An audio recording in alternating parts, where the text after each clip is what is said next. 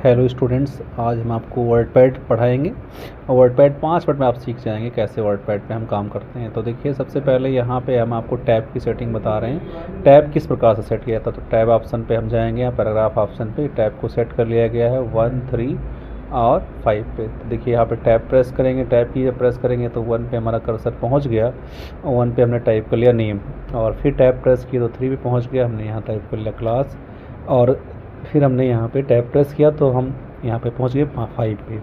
तो यहाँ हमने क्या लिख लिया, सब्जेक्ट। अब देखिए इसको, ये तो आपका टाइटल हो गया। टाइटल को थोड़ा सा बड़ा कर लेंगे, control plus shift greater than से बड़ा हो जाएगा सेलेक्ट करने के बाद में, फिर छोटा करने के बाद में। और अब हम नेम में लिख रहे हैं, देखिए यहाँ पे हमने नेम इस प्रकार से टैब ऑप्शन प्रेस करते जाएंगे और हमारा जहाँ जहाँ टैब सेट किए हैं वहाँ वहाँ आ जाएगा।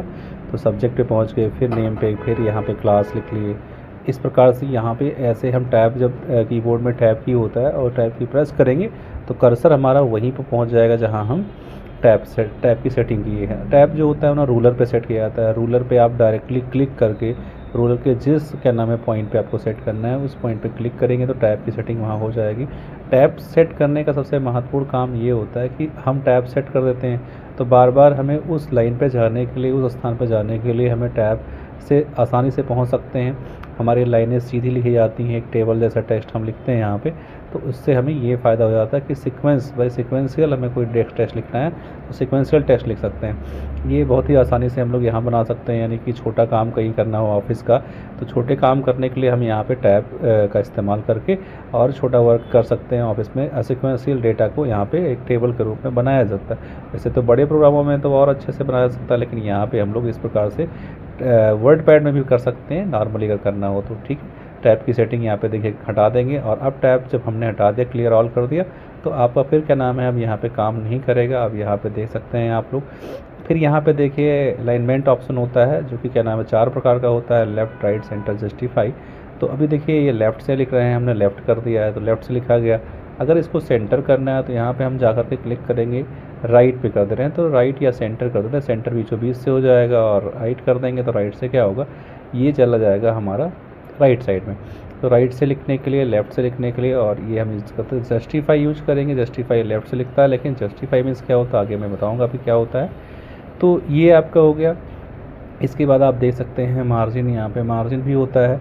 मार्जिन सेट करने के लिए हमें इंडिटेशंस छोड़ना पड़ेगा, लेफ़्ट, राइट, और फर्स्ट लाइन के लिए इंडेंट छोड़ने के लिए ही होता है। लेफ़्ट से इंडेंट छोड़ना, राइट से इंडेंट छोड़ना, टॉप से छोड़ना, ये हम लोग यहाँ से छोड़ सकते हैं। तो चल सेलेक्ट करने के बाद में यहाँ पे गए इंडेंट पे, इंडेंट के नीचे लाइन स्पेसिंग ऑप्शन है। तो लाइन स्पेसिंग देखिए, एक लाइन से दूसरे लाइन में कि कैसे हम 2 लाइन का लिख रहे हैं, 1 लाइन का हो गया। और फिर यहाँ से देखिए ये है आपका पैराग्राफ, तो ये यहाँ पे सब खत्म हो गया, आपका लाइन स्पेसिंग पूरी तरीके से हाँ हट गया। ठीक है, तो ये आप देखिए इस प्रकार से आपका डाटा अब इस तरह से क्या नाम है सिक्वेंशियल ऑर्डर में दिखाई पड़ेगा। हमने 1 लाइन का स्पेस कर दिया, स्पेस करके ओके कर देंगे। फिर देखिए यहाँ पे जा कर के मान लीजिए हम कोई टेक्स्ट लिख लेते हैं, तो जिससे पैराग्राफ में हम लोग ला सकते हैं। तो हमने क्रोम खोल लिया है, क्रोम से इसलिए क्रोम खोला है कि यहाँ पे कुछ टेक्स्ट सेलेक्ट कर सकें, आप टाइप भी कर सकते हैं। तो हमने यहाँ पे टेक्स्ट कुछ लिख लिया है कंप्यूटर के बारे में।